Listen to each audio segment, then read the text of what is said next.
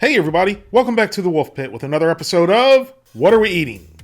I was shopping in my local food line the other day, and I did as I always do. I wandered down the frozen food aisle looking for something highly processed and new to try for you, the people, so you didn't have to. Among some other things I found Banquet's new deep dish bacon mac and cheese pot pie. Not too long ago, I tried a couple of the Banquet mega bowls, and I had mixed results. I definitely didn't care for the country fried beefsteak mega bowl, but my wife loved it.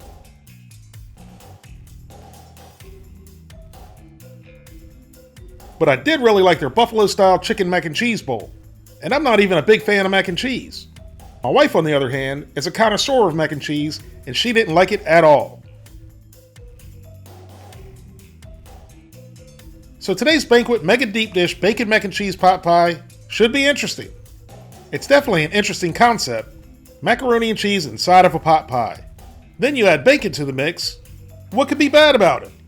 Well, we're going to find out. This 14-ounce mega deep dish bacon mac and cheese pot pie with macaroni and a creamy cheese sauce with pieces of bacon wrapped in a flaky crust costs $2.79. As with most processed foods, there's a bunch of ingredients for such a simple dish, but you get what you pay for.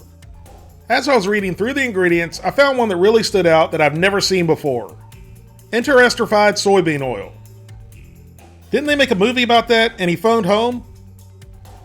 Well, if you ever want to know what interestrified means, here you go. Now I think Banquet was feeling guilty about the numbers in this, because at the top it says 1 serving per container. But then after seeing how high the numbers were, they broke it down per cup and then per container. Well, I realize most people are going to eat the whole thing, and obviously Banquet does too, but why would they say 1 serving per container and then show the numbers for it cut in half and for the whole container? Well, I think most people are going to eat the whole pot pie, so I'm going to give you the numbers for the whole thing.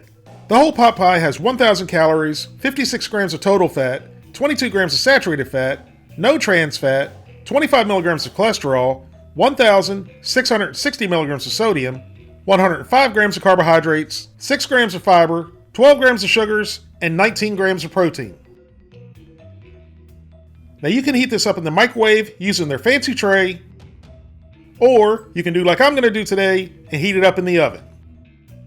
When I got the box home, it looked like it had been run through a gauntlet, and I was really worried that all the crust would be broken up.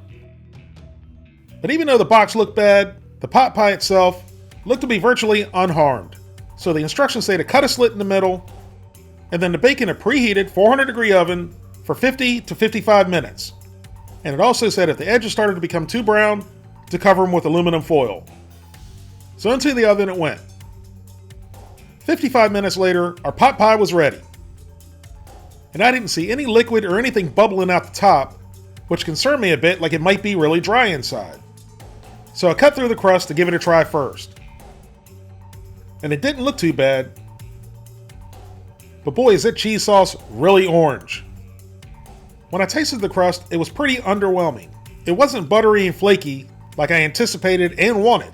It's just a simple, basic crust. Next, it was time to dive into the macaroni and cheese with bacon.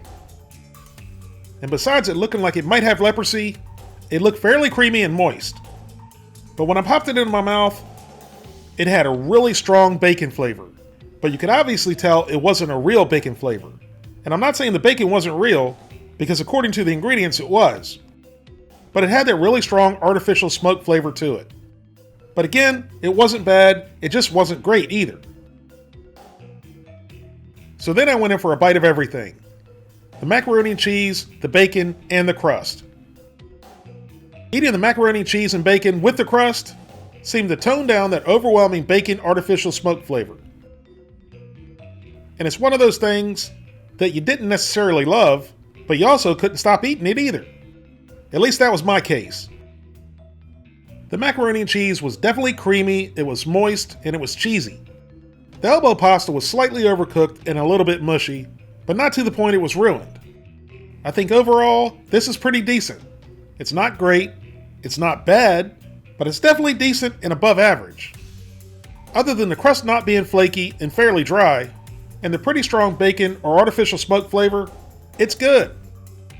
But with all the cheese, noodles, and crust, you might want to enjoy this with a big salad, or a glass of prune juice so that you don't hit a roadblock the next day and you keep things flowing nicely. So with all of this said, it's not one of my favorite things, but I could probably see myself picking one up once in a while, which is why I'm going to give it a 7 out of 10. If you'd like to help support the Wolfe Pit, consider being a patron. You can pledge as little as $1 a month. That's only $12 for the whole year. Or you can pledge more. That's up to you. Either way, every little bit's appreciated and helps me produce more high-quality videos more often for you, the people. Thank you all very much for watching. Please don't forget to like this video and subscribe, and I'll see you soon.